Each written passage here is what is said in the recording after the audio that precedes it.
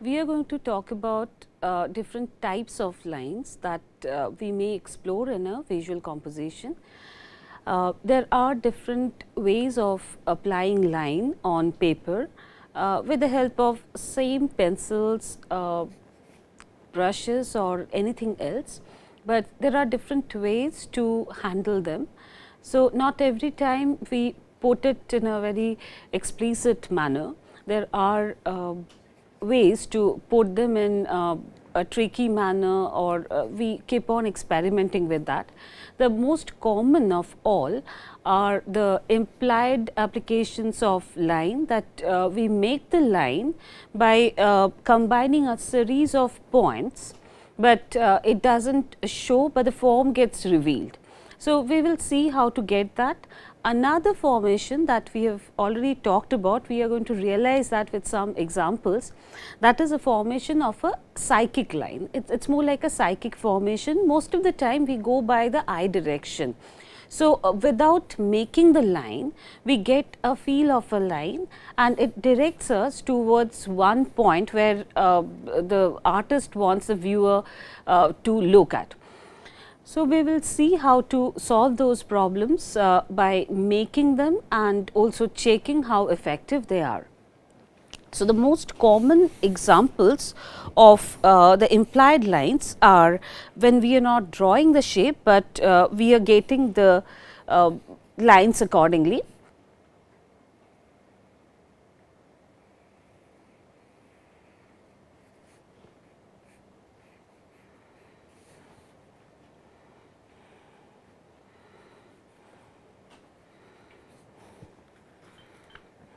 So, we draw this three shapes in three different directions on the paper, but we also get another shape in between with the connection, that is a triangular shape, which is not drawn at all. So, this is perhaps one example of an implied line.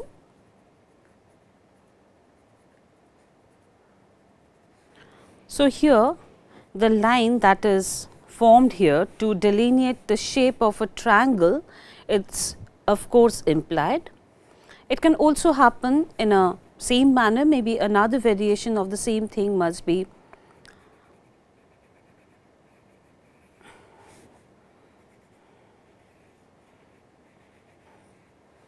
and it results into a square shape, which is implied. So, that is one formation. We can see that in more serious compositions, like in some instance, if it works this way, that there are figures which are maybe a bright white in color, and we do not want a contour line to come there. If we go by our earlier knowledge, that the moment we make a contour line, that gives us the sense of a surface. If the line is this thick, we will know in our mind that this is not a glossy surface. We can have a line maybe thinner, that is a shinier surface. It can be even more shinier when we leave some part that will almost glow. So, in that sense, if we try to create certain things which is not as abstract or clear as this, but what if we take an earlier example of making a flower in white. So, a white or a very high value color can be also shown in a very interesting way. Let us take example of a shape which is like a star. So, instead of making that shape, we can apply lines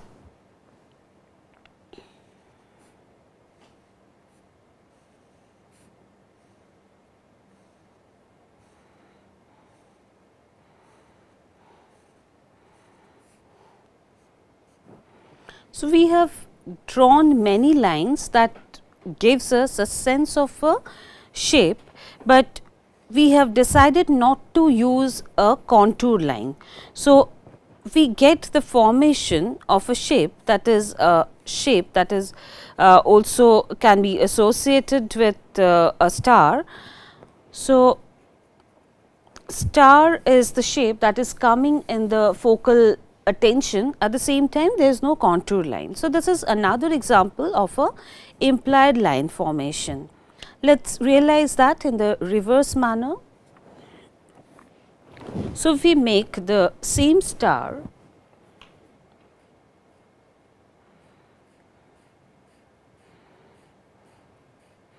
so this is another formation which also gives us a shape of a star. Let us solve the problem at the center also by either putting them here. So, we have many lines, but no contour line as such. That is another example of an implied line formation. And then we are free to think of many other ways, many other tricks to get the implied lines to serve our purpose. So, when we position a series of line or a series of points or dots together, then our eye automatically tend to connect them, and that gives us the sense of some implicit line, that is otherwise known as implied lines, but a psychic formation is slightly different from that. So, in a psychic line, the real or physical line is not existing.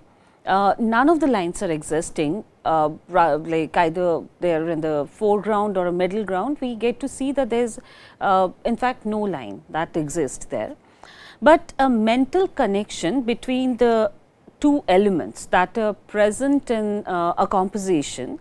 There can be two or more than two, but there has to be necessarily more than one object, or maybe a space which is as effective to work like an object. So, it is like a connection between two objects that occurs when something points in a certain direction.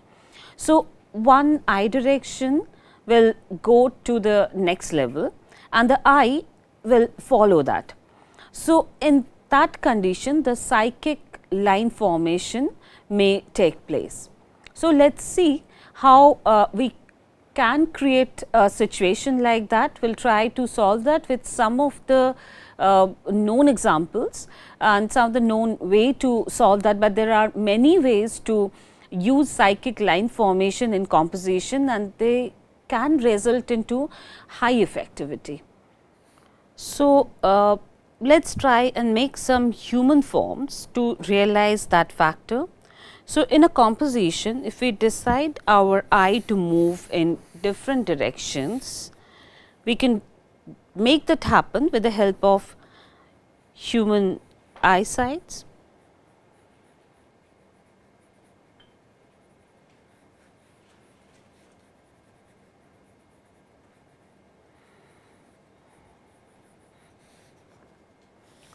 So, this character is looking in one direction and our eye will tend to follow the same direction.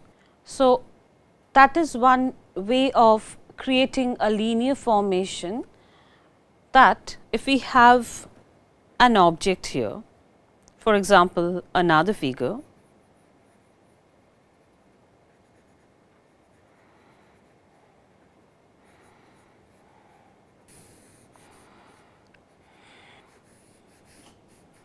so we will know that there has to be a common ground of standing. That is also another line formation. Without drawing this line, we can see that it has to be put down a little bit, so that these two characters can face each other.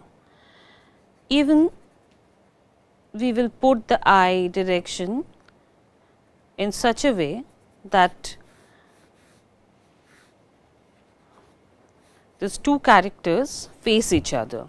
So, without drawing a line here, we can give it a sense of a line. It can also happen that the moment the eye direction changes, for example, if the person looks up.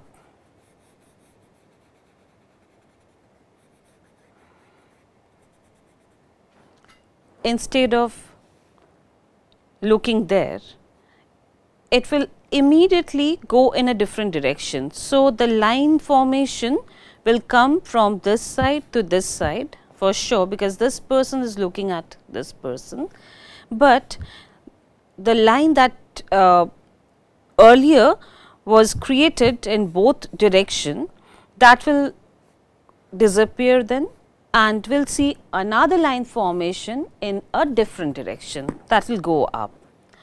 So, let us see that in a different order, that there is one person. Let us add another character who may sit there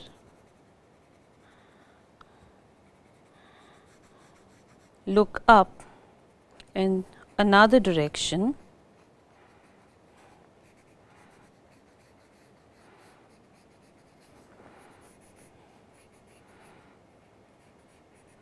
It will create another linear formation.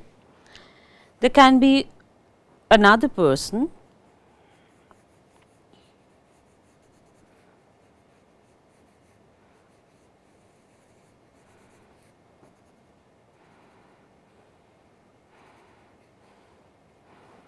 in the same place looking at another side.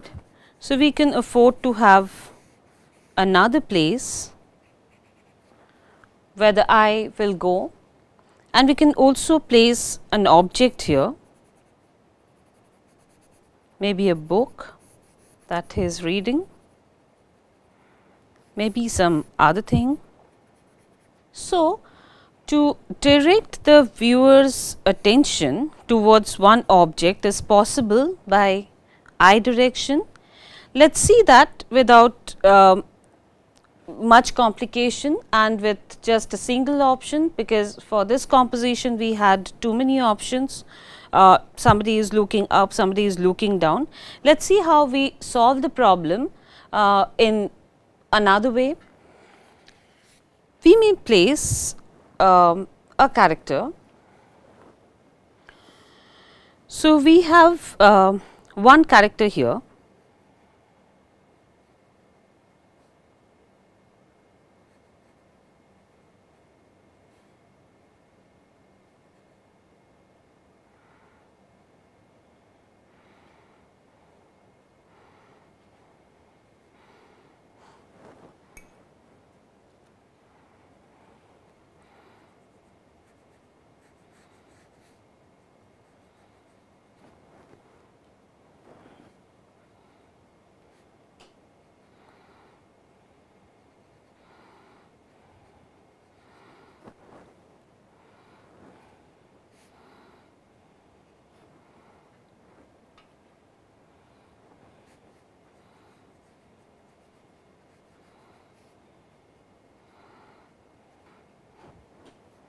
So, in this composition we only get to see two figures. One is a human figure, a sitting human figure, and another one is a bird. Now, there is no connection between the two. We can divide the space into two halves by cutting them, splitting them from somewhere in the middle, because the distance between the two objects are quite a lot. So, that way it is very difficult to connect them without a reason, unless the person has got something to do with the bird. If we see that the head is turned and the person is not looking at the bird, it becomes very difficult to make a connection. Like what is happening here is the bird is ignorant of somebody else's presence. So, the bird is not looking at the human character, but the human character is watching the bird. So, that way it is a one way connection that is created, but that is also effective. We could not have done without the eye direction. We will alter and see it again. Now, it can also happen that we create a human figure .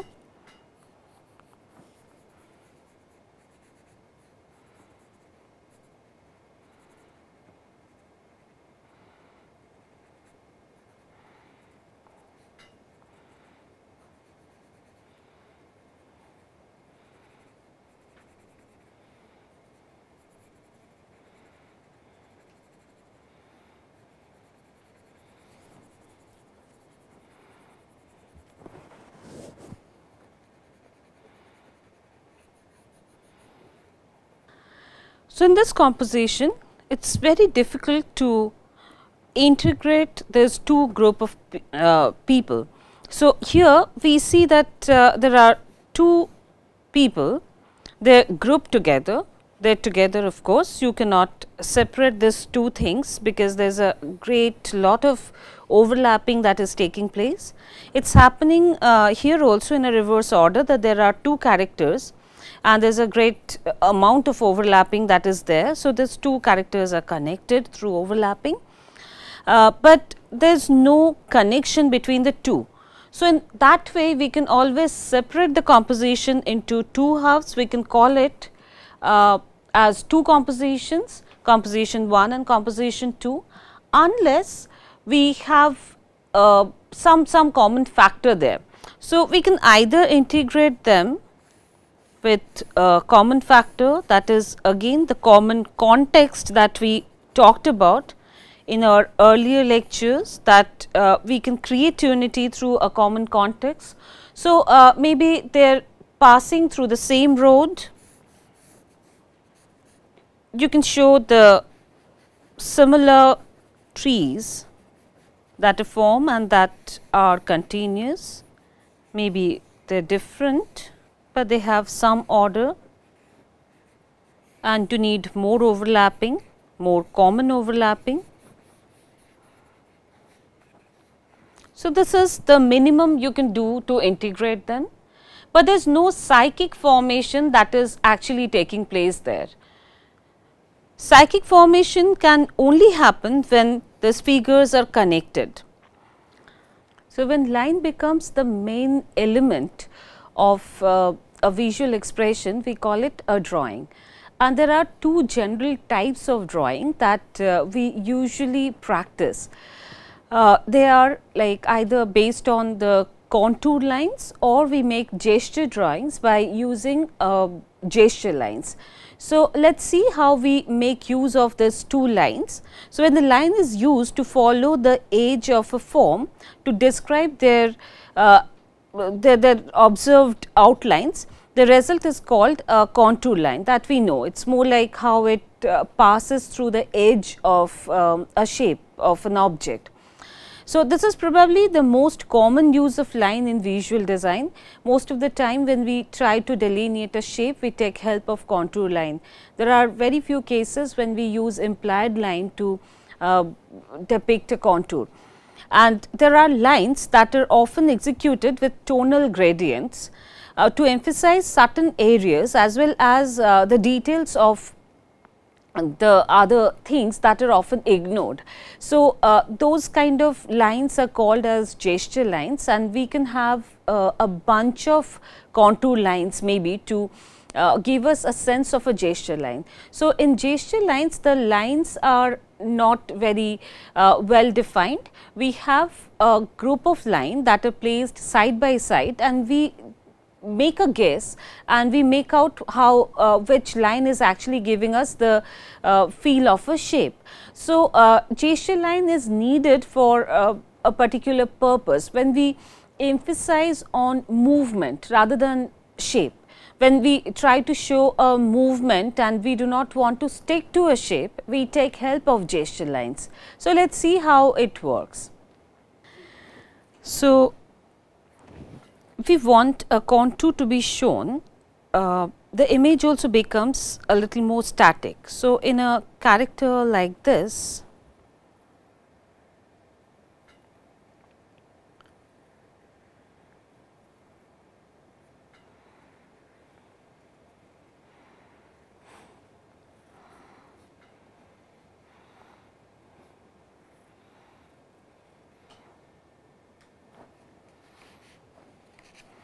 so, this is one drawing with a very well defined contour line. We want this character to have a very well defined contour and we do not want a movement to take place there, because this is very important to show the shape. It may happen with a human form. We can also create forms which are well defined like this, very well defined. It can also have another object here with a very well defined contour line.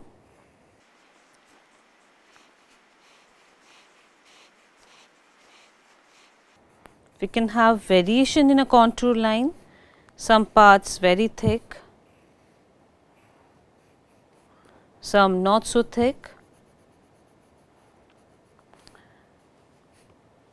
But this is for sure that there is no ambiguity in this contour or maybe in the border. It is as clear as a map or a topographical formation. So, let us see if we want movement, how we create a variation from this. So, if we want a person in action, we go for the gesture. So, a person in action will be in a emphasized gesture like this.